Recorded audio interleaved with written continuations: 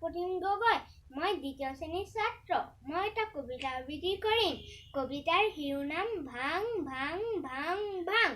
কবি কলাগুৰু বিষ্ণুপ্ৰসাদ ৰাভা ভাং ভাং ভাং ভাং লোহাৰ হিকলি ভাং সিং সিং সিং সিং ডাঘৰ বান্ধোন সিং খুল খুল খুল খুল কাৰাৰ ফাটক খুল ভাং ভাং দুৱাৰৰ ডাং হুন হুন হোৱা হুন হুন ঘুখিছে ৰণৰ বিখান